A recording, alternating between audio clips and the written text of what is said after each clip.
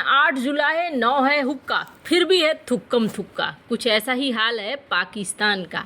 बिलावल भुट्टो अब उठ खड़ा हुआ इमरान खान के खिलाफ और इमरान खान को आतंकी घोषित कर दिया। जानेंगे बिलावल भुट्टो क्यों लड़ रहा है। जहां एक तरफ ये सब कुछ हो रहा है तो वहीं रूस के 4 सैन्य विमान मार गिराए। क्या बवाल और ज्यादा बढ़ेगा? और इन सब के बीच भारत ने कहा कि वो वापस लेगा। जानेंगे जियोपॉलिटिक्स में क्या कुछ चल रहा है। आइए जानते हैं इन खबरों को विस्तार से। इस वक्त कहें रूस यूक्रेन की बात तो रूस यूक्रेन में स्थिति ऐसी हो गई है कि बाखमुत के इलाके में धीरे धीरे पकड़ खो रहा है रूस। पहले रूस इस क्षेत्र में आगे निकल रहा था, लेकिन अब कहा जा रहा है कि जिस आर्मी के भरोसे रूस आगे जा रहा था, जो वैगनर ग्रुप है यानी भाड़े के लड़ाके हैं, जिन्हें पैसे के दम पर यहाँ पर लड़वाया जा रहा था, कथित तौर पर अब वो नाखुश नजर आ रहे हैं रूसी सैनिकों से और कमांडरों से। वो कह रहे हैं कि कुछ ऐसे तालमेल की गलतियां आ रही हैं, हमें हथियार नहीं मिल रहे हैं, ऐसे में हम लड़ाई क्या लड़ेंगे। कहा जा रहा है कि यूक्रेन यहाँ पर 2 किलोमीटर तक आगे आ गया है, यानी बाखमुत जिसको लेकर ये कहा जाता था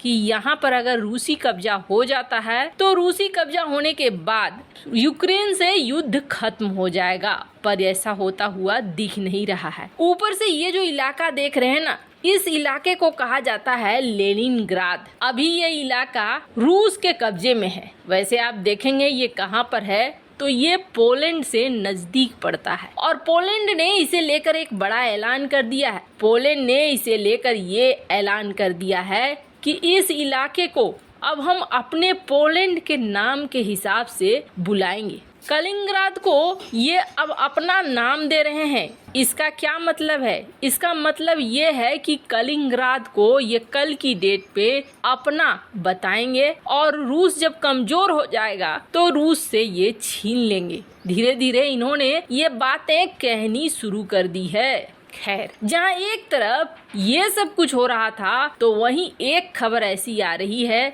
जो दहलाने वाली है।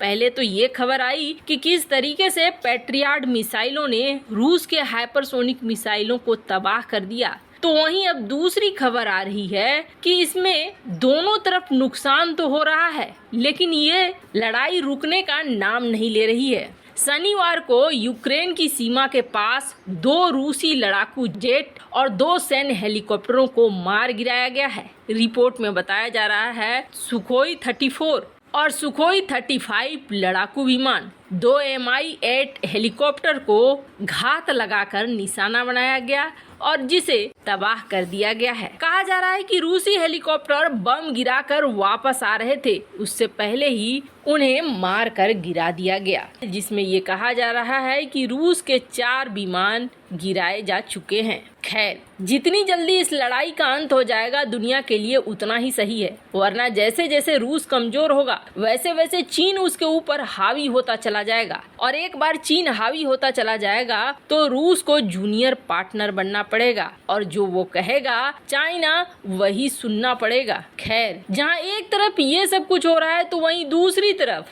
पाकिस्तान में अभी समस्या खत्म नहीं हुई है। सबसे पहली बात तो इमरान खान इतना गुस्से में है कि पाकिस्तानी सेना को गालियां देते देते उसकी जुबान इतनी ज्यादा खुल गई कि अब उसने बहुत सारे अपशब्द बोलने शुरू कर दिए।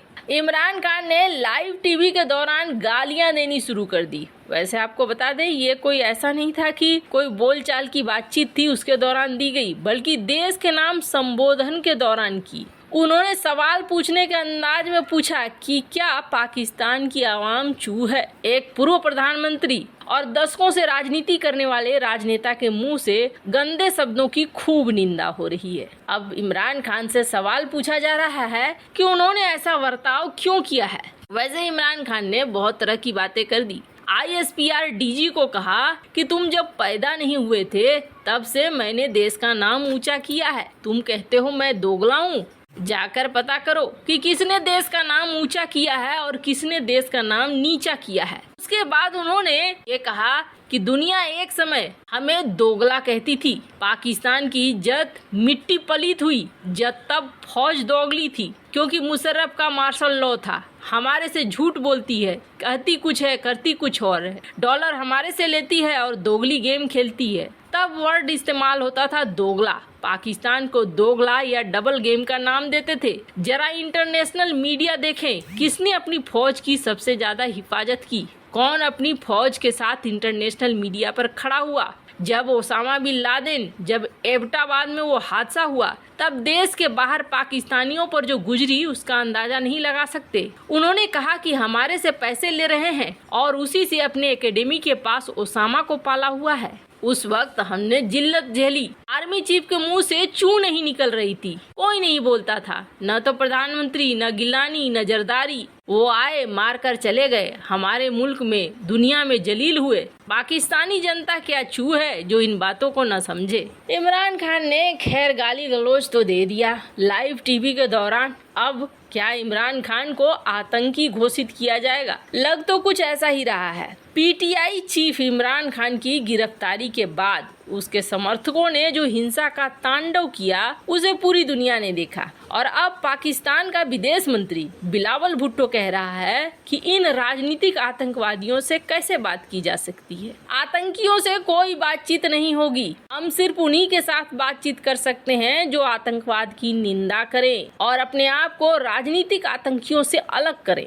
भुट्टो ने अपने सुप्रीम कोर्ट को भी नहीं छोड़ा और कहा कि न्यायपालिका भी जरूरत से ज्यादा राजनीतिक हो जाती है। जब देश में तानाशाही रहती है तो न्यायपालिका चुप रहती है, और अब देखो न्यायपालिका भी राजनीतिक हो रही है। वैसे आपको बता दें, आतंकी घोषित कर दिया गया है बिलावल भुट्टो के द्वारा, और ऊपर से पाकिस्तान के गृह मंत्री राना सनाउल्लाह ने ये कहा कि पाकिस्तान तहरीके इंसाफ पार्टी पर प्रतिबंध भी लग सकता है। मतलब कुल मिलाकर हालात यहाँ पर अभी भी गड़बड़ हैं। पर इन सब के बीच में भारत ने ब्रिटेन की नींद उड़ा दी है। भारत ने कहा है कि हमें सारी चीजें वापस दो। और आपको बता दें, भारत के कदम बढ़ाने से पहले ही यूके की मीडिया में ये खबर फैल गई है कि भारत अपनी चीजें लेकर रहेगा। दरअसल बात हो रही है भारत के कोहिनूर हीरा की।